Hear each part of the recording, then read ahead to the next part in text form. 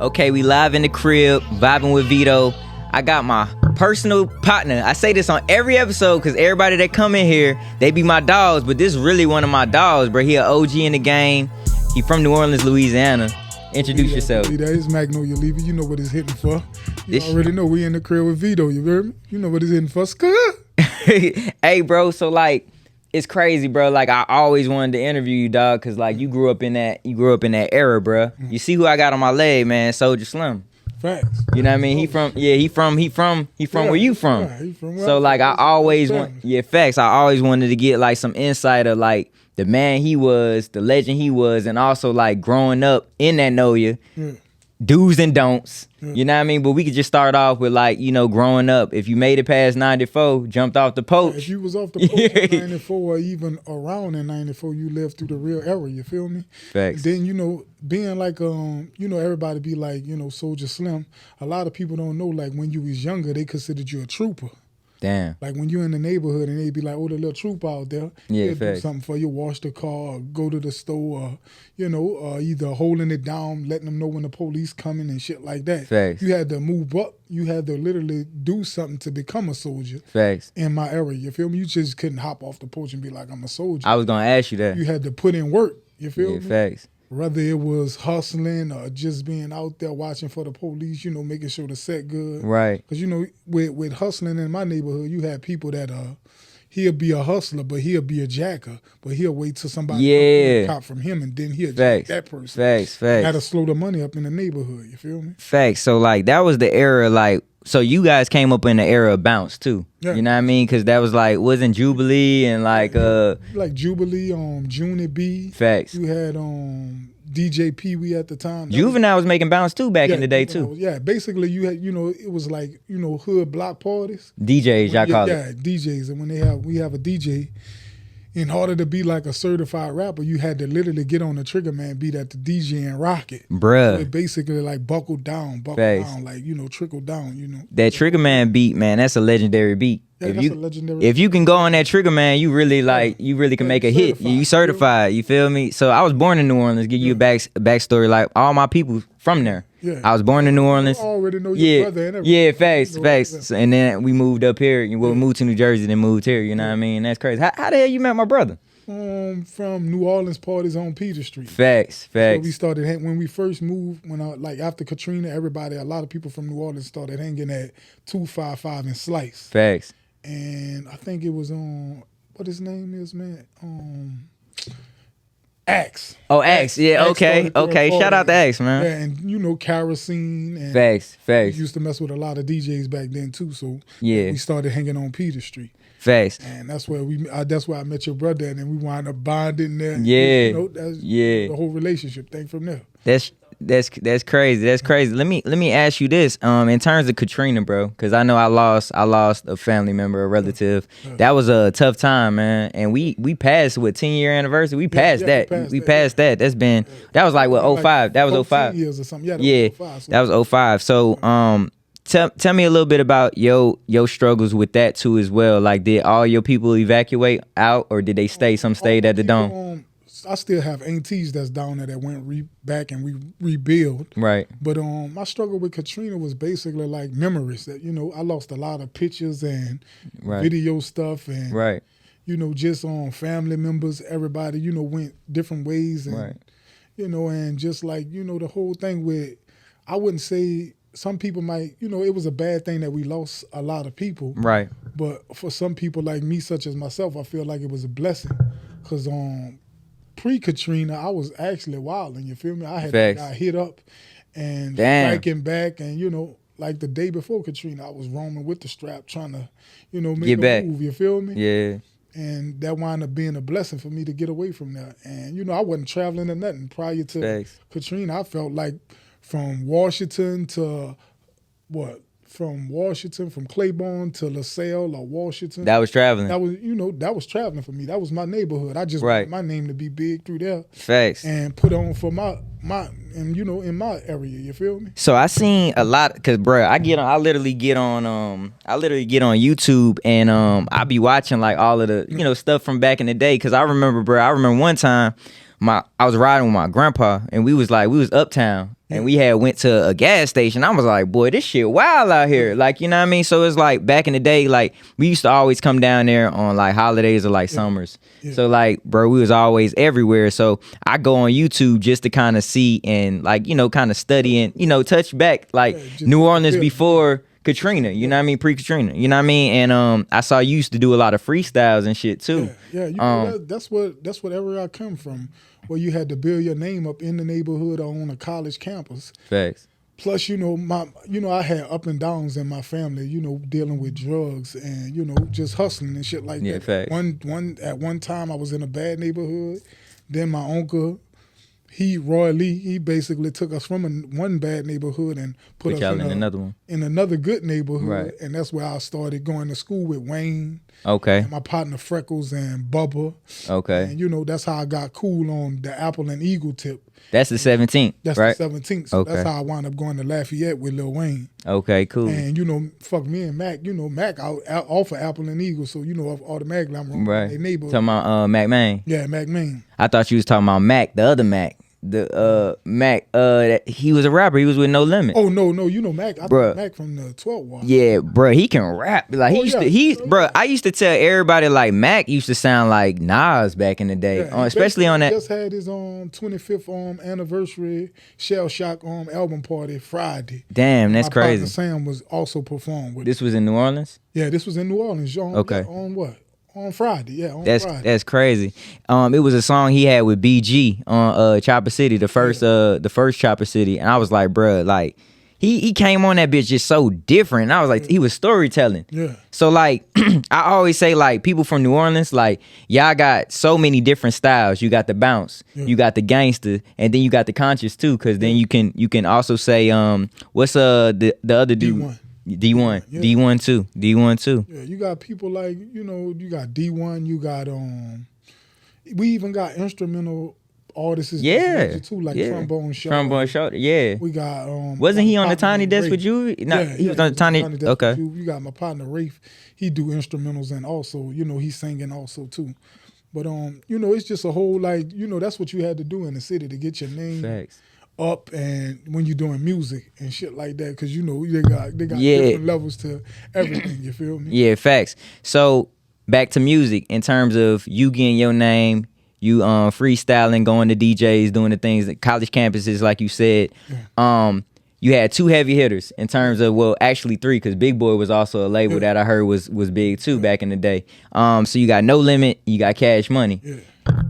You being in the middle, which way? Because you know all these boys. Like which way were you getting ready to go? I was basically like, man, it's really hard to decide because I had my partner Kernell who was over at No Limit. You had KLC who was over at No Limit. Yeah. And that's Slim Mentor. KLC. So KLC was Slim Mentor? Yeah. Wasn't he in KLC was in Beat by the Pound? By the Pound, yeah, he basically is. And you know, Moby Dick and you know, and I hung on the Parkway also because you know the Magnolia and the Parkway, that's basically like about 8 blocks from each other. Mm-hmm. And at that time, you know, P was just showing love. But you know, I also have my home, which is the Magnolia, and you got Juvenile and you got Turk over there. And you got Birdman and you got Hot Beezel and Gangsta. Because Birdman and them, they around they not actually in Magnolia. They was on where they was Valence from. Magnolia. Valence, VL. Yeah, VL. It's still the same thing. It's still the same thing. Blocks, yeah, just like the houses outside of the project. Right. But you know, it's really hard to say which way I wanted to go because I had Reginelli over there at No Limit. I had Fino over there at No Limit. Mm-hmm. But you know, home team always gonna be like Juve. You feel me? Cash Because Money. my Uncle Zoe hung with Juve every day and. Damn. Yogi and you know all of them was basically on the set every day, so I would have chose Cash Money regardless. Facts. So seeing that, you know what I mean, you being in that Nolia, seeing that, like seeing Juvie go big, Soulja Slim go big, Turk go big, and stuff like that, like were they still accessible? Were they still in arm's reach? Like you can still call them, hit them up and shit like that. They still on reach right now. You feel me? That's crazy. Yeah, you know they'll never change. Like Juve, just like. Juve always, once Juve see you as a child, he always gonna see you as a child. That's crazy. He just always gonna be on you. You're like, man, you're doing this here wrong. You're doing that. Yeah, wrong. You feel me? Facts. He seemed like he got that aggressive approach. Like, yeah, that's him. You feel me? And if he got a disagreement with you, he willing to go in the backyard and fight and everything. Juve be crazy. Thing, you feel me? Yeah, bro. Just like a no tolerant type person. Yeah, bro. Yeah. That's why everybody bump heads with him, but he mean good. You feel me? Yeah, man. I grew up, man. Like, I ain't gonna lie. Like, No Limit and Cash Money. That was like my music, bro. Like, I used to put aluminum foil in my mouth. I wanted to be a part of that. You know what I mean? Like, to where I was putting before I got my goals at I got my goals at 13 from First and Claiborne, and I think it was a Christmas sale when I got my goals. It was 2 for 1. Damn. But before that, I used to cut up old English cans and try to make my goals. You feel me? You was trying to make your goals. That's dope. That's dope.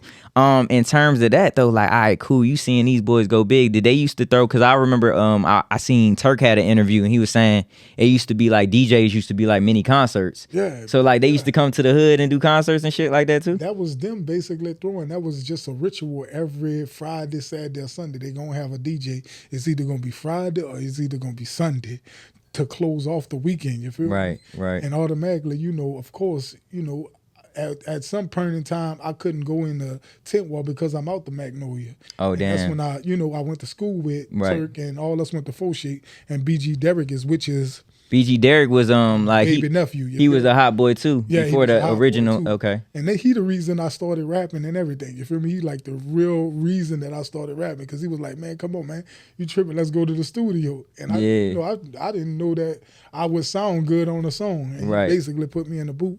And I started going in the tent wall and started rapping at the DJs. That's hard. And that's when I built up the courage to do it in my hood. You feel me? That's dope. So let's talk about do's and don'ts in the Magnolia Projects, man. So let's dig deep. Take us on a ride through the Magnolia Projects. Do's and don'ts. Do's and don'ts. If you ain't off Willow Street, don't come on Willow Street. So even if you from the hood, you can't come. Even if you from the hood, you still don't. You got to literally be on your A game when you come on Willow Street because it could be a drive-by at any time. That's the headquarters for heroin, and that's where all the jaggers and the murderers be on Willow Street. Damn. So when Soldier was talking about that in the song, the killers be. Yeah, home the killers. Basically, everybody off of Willow, you basically really had to. You was tweaking to get your body to be known in the neighborhood. For real? To be stamped, you feel me? That's crazy. Willow had the pressure of where you had to be about that pistol play. So if you ain't from there, don't come, It don't matter what hood you from, don't matter if you from that Magnolia, don't come. If you ain't official, damn, you feel me? Like, they got people like Teddy, Herb, and all them, they could come anywhere in the project because they was official, like Tucker and, they got OGs and shit like that, they could roam anywhere. But if you ain't off the poach, Willow Street wasn't the spot for you. Your mama wouldn't even let you come on Willow Street. That's crazy. Damn. Okay, and what are some do's that you can do in a Magnolia? Oh, you could, if you known throughout the project and they know you out the Magnolia, you can go anywhere you want, any time of the night or whatever. You didn't have to look over your shoulder for people trying, how like neighborhoods now they got kidnappers, rapists and stuff like that. You couldn't do that in the Magnolia and live around there. Damn. If you got known for anything with rape or anything something like that, they'll get you up out of there. You up out of there. Damn, that's crazy. So before Katrina, so let's talk about the third war in general. So you got the Melpomene, right? Callio, Rat Hole, Ed City. It's even got residential parts that was turned up. You feel me? Okay. Like you got the Parkway. That's the third war. You got Magnolia. Yeah, facts. Yeah, those Barone Street hit them hard. Barone, yeah. And it's just outskirts. You got 6 in Barone, where Lil Yah from, right? And Lil Yah is from UNLV, right? Yeah, UNLV. Yeah. Okay, all right, cool. That shit crazy. Like New Orleans got like legends, bro. Like it's a legendary city. Mystical from 12th Ward. Yeah. Bro, I used to lie and say that nigga was my cousin, bro. Like we used to see his. So quick story. We'll go to my grandma's house, and like when we was watching The Box back in the day, like the video, his commercial would pop on. It's like, bro, this nigga, he just had a fluent style, like a different ass style. So when we'll leave from there and go back to New Jersey, like, cause we lived in New Jersey, we were like, yeah, hey, we got my cousin getting ready to drop a song. Goddamn, his name Mystical. Then when he blew it, they're like, hey, ain't that your cousin, bro? We was lying the whole time. But nah, Mystical was one of the ones back in the day, man. He was one of them ones. He been one of them ones, you know, but New Orleans has a problem with, you know, like addiction and stuff like that throughout people's careers, and heroin being like the #1 drug in New Orleans, you feel me? Yeah, so when that touched down, that fucked up a lot of shit too, right? Fucked up a lot of shit. That was around what, like 97? Or would you say that was before 97? Like 96, because it converted over from, Slim basically could walk you through it, because Slim went from songs like Powder Bags to heroin songs, you feel me? Damn. And Monkey on Your Back and shit like that. Yeah, Monkey on Your Back. Can you explain that term to people that may not know what Monkey on Your Back means? Monkey on your back being like addicted to heroin, and you want to shake it, but you can't shake it. So it's like the monkey on your back. Every time you bounce back, it'll get back on you. Yeah, facts. You relapse, you feel me? Facts. Damn, that shit crazy. So, all right, so what are some of your fondest memories of like New Orleans before Katrina? Now, it don't gotta be in your hood, just like New Orleans as a city. Just being able to get food on Sundays, you feel me? Like we had crawfish over. Was that Super Sundays? No, just a regular okay, Sunday. Yeah. You able to go to people like Miss Chris, Miss Viola, and you could get crawfish over rice, potato salad with a cake or whatever, and it'd be no drama if you bumped into your enemy there. Y'all really couldn't do each other nothing, because you had Key Grandma on Philip and Claro. And that just was the spot everybody go to eat on a Sunday. And, you know, you might see your op there, but it was just hands off, you feel me? Yeah, because like we just don't have that error like no more. Like, you know, like before I crash out, say like before I go do something crazy or beefing with somebody, you had OGs like OG Stepper or Michael Kemp or Tippy or one of them to talk to you before you make a decision, you feel me? Right. On how you handle your business, you feel me? But now we don't got that. We just got, it's just straight out like crash. It's no rules now. With him, it is what it is. Y'all it's crazy. It's crazy, man. So like even now, like, so you going back home, is it worse now than what it was before? Or like would you say that? I feel like it's worse now. Cause you know it ain't even no age bracket on what they doing now. You feel me? Man, they jacking them, stealing them cars and shit. My auntie was telling me about that too. Now, you feel me? At 13, we was still going to school and might have a gang fight or something like that. Now it's just straight to the pistol play. You feel me? Damn. What do you feel like the city is missing that can stop some of that gunplay?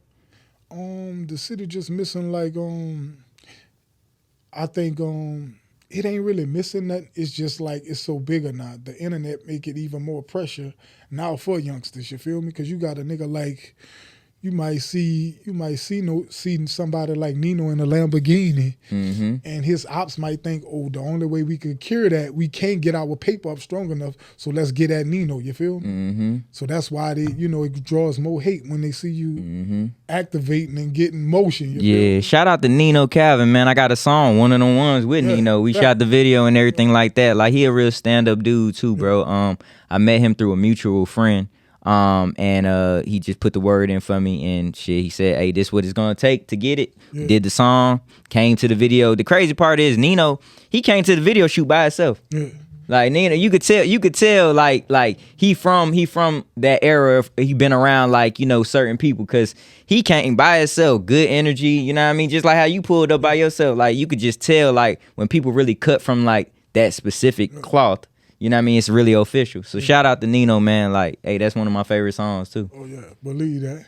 And you know, it's really nothing missing. It's just, you know, extra pressure now that the younger people have than we had. Facts. We only had our neighborhood, the Mac, either the Melf or the Calio to put on for. Facts. We just wanted to ride downtown in the St. Bernard. Now you got a nigga. That's where my mom from. Yeah, the St. Bernard. She from the 7th Ward.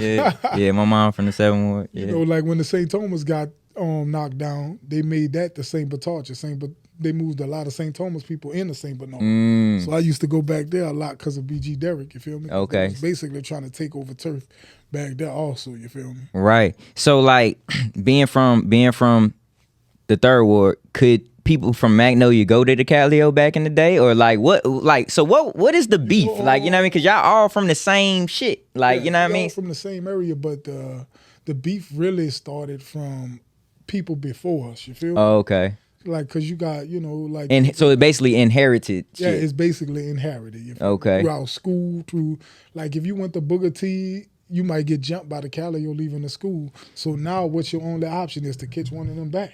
Damn. When they come around to Magnolia to a Wilson dance or something like that, Damn. you want to catch them back. And then you got people like, who done lost loved ones in between that beef. You also see what Gangsta talk about how, the original Hot Boys, Gangsta and Beezel and all of them had beef with the Yo too, you feel me? Back in the day, and they struck somebody or somebody struck them, you feel me? Damn, that shit crazy. So being a trooper coming up, of course you feel like, I'm rocking with Gangsta because he from my neighborhood. I'm rocking with Beezel because he from my neighborhood. Facts. I'm inheriting that regardless of how it go, you feel me? Right. Do you ever think, like, in terms of that situation, not to go deep, but do you ever think that the whole three can come together and like do something? Cause y'all got so many legends, it's like, bro, why not? And this is me being like an outsider, bro. Again, I moved from New Orleans, so I really don't know everything about it. But like really, we can't come together because I got friends that's out the Cali. You feel me? Facts. I got like homies like B3, front of town Danny. Okay. All of them from out the Cali. It's just certain people that. Right. From their neighborhood that might don't get along with somebody from our neighborhood. Right. Or somebody from their neighborhood don't get along with somebody from my neighborhood. Yeah, facts. Like me, you feel me?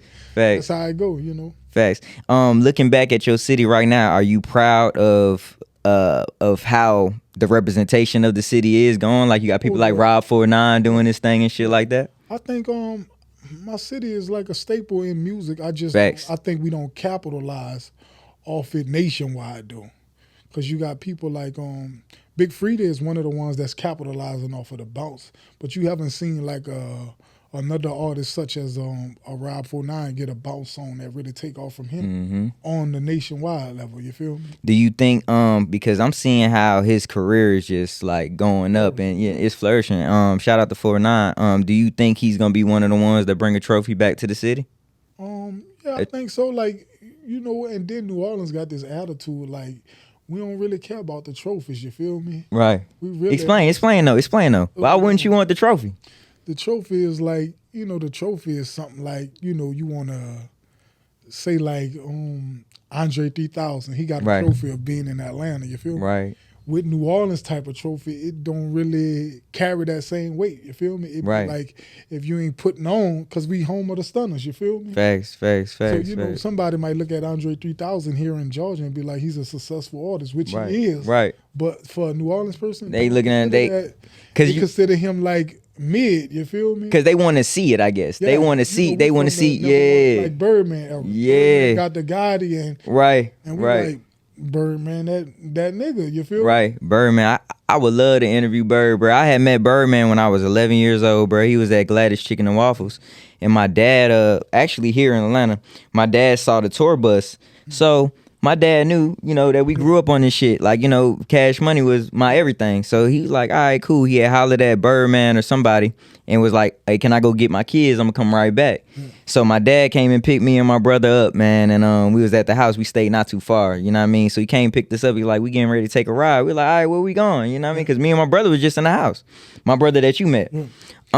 So shit, we pulled around there, we seen the Cash Money tour bus, we was like, oh shit. Like, you know what I mean? We go in there, Birdman was in there, bro. He took pictures with us and shit like that, hollered at me and my brother. And that was like one of the highlights of my childhood, you know what I mean? Birdman is really one of the coolest people in the world, man. Facts. Once he find out what you stand for and shit like that, he one of the coolest people in the world. Bruh. You on that dumb shit, he ain't fucking with you. I love to interview him. I love to do a song with him. Like, you know what I mean? Like, I know it's gonna happen. I'm gonna manifest it though. Oh yeah. You know what I mean? Like, I'm gonna manifest it. All you gotta do is go to MIA, and hit up Beezel. Yeah. And Beezel will make anything happen. That's crazy. So let's talk about Magnolia Levee as a adult, you know what I mean, traveling the world and shit like that, like transitioning from the streets to now. Like, man, how did that appreciation for life like just kind of like take over, you know what I mean? I literally, like I said before, I thought Willow Street was just it, you feel me? Like Magnolia, I thought that was it. Right. Until I wound up traveling. I think my first trip was to Paris, and I did Paris and London at one time. How was that experience for the first time? Man, that was amazing. You feel me? Just to get a deep breath and not be having to tote my strap or look over my shoulder, right, and shit like that. And then I just fell in love with that feeling, to able to be free, right. And without no drama, like nobody literally be here ain't about to pull up. Facts. I ain't gotta be like, right. I seen a funny ass video you posted on Twitter when you was on that swing that time, and that shit was funny as hell. Like you just living your life, dog, and it's like, bro, it's wonderful to see. You know what I mean? We all should experience that. You feel me? Because we get so caught up in, we need the lamb, we need the beamer, shit like that, and you go somewhere else and that shit don't even matter. Right. Like the currency exchange in Thailand, man, you'll be amazing. Like you really rich. We really rich in Thailand. You feel me? That's crazy. You been to Thailand, so let's talk about all the places you been. I've been to Thailand, Turkey, Italy. I've been to all parts of Italy. For sure. I've been to, where else I've been? I've been to Beijing. Man, if you name it, I've probably been there. None of the food is touching nothing in New Orleans, though. Oh no, I wouldn't say that. Let's talk about. I've been to Morocco, man. Morocco? How was that? Man, Morocco has some good food, bro. Real talk? Man, they cooking some type of like little kettle pot. Right. And I'm talking about so tender, bro. The meat fall off the bone and shit. What? That's crazy. You don't gotta add no seasoning or nothing. You feel me? Let's talk about vibe or no vibe. So this section I'm gonna ask you a question. You're gonna say if it's a vibe or no vibe. Yeah. Atlanta seafood gumbo. Is that a vibe or no vibe? Oh man, you try to. Nah, you gotta answer it, bro. You gotta answer it. Atlanta seafood. Yeah, you know they be trying to emulate back home. It's so not a vibe. Okay. So what will make like Atlanta known for wings. Now I ain't gonna lie. Okay. Wings and barbecue. Okay. For sure. Because everybody got their grill here. I ain't gonna lie. Everybody grill here. Facts. Let's talk about gumbo. Like, how is gumbo really supposed to be prepared? Because a lot of people don't understand like what all is in gumbo and the different kind of gumbos. Some people add gizzards. Some people add chicken in theirs, and some people are no pork people and shit like that. Facts. So, but for me, I'm really from the era where you made the roux from scratch. Okay. Tell them what roux is. Tell them what roux is. Basically like the gravy. Okay. Like where they grill the flour to make the gravy for the gumbo. Facts. Not the gumbo filet. That's the shortcut. You feel me? Okay. But I'm just from that era where it came from scratch. You feel me? With the shrimps. Right. Some people put okra in it. Okra. Oh yeah. But I ain't never saw nobody put corn inside of the gumbo. Yeah, that's some new shit. The weenies and shit. That's some new shit. Yeah. If you're gonna put smoked sausage in it, it's got to be on what it's called D&D smoked sausage, right? Or andouille or something like that. Okay, cool. In terms of, let's see, have you? Okay, hold on. I was gonna ask about the crawfish. Crawfish here. Yeah. A lot of people be trying to do crawfish everywhere too. Yeah. So like Atlanta crawfish, is that a vibe or no vibe? It depending on what area you go. Okay, all right. East side got some spots where it's a vibe at. Okay. And then you got like, Candler Road, New Orleans seafood. Yep. On Candler Road across from South DeKalb Mall, right across from that McDonald's. That's right. That's a vibe. That's a vibe. Okay, for sure. Nah, I just had to ask because a lot of times that's my favorite spot right there, bro. That's okay. I will ride anywhere to go to there just to get that crawfish. That's crazy. Blue crab. Because everybody, a lot of people got to Atlanta and got bougie and now they only eat snow crabs. You know what I'm saying? We the blue crab people. New Orleans eat blue crabs. Knock it off with the snow crab thing since you got to Atlanta. Facts. So going back home, what are some of the best spots to eat at? If a person has never been to New Orleans, what are the top 5 places to eat at?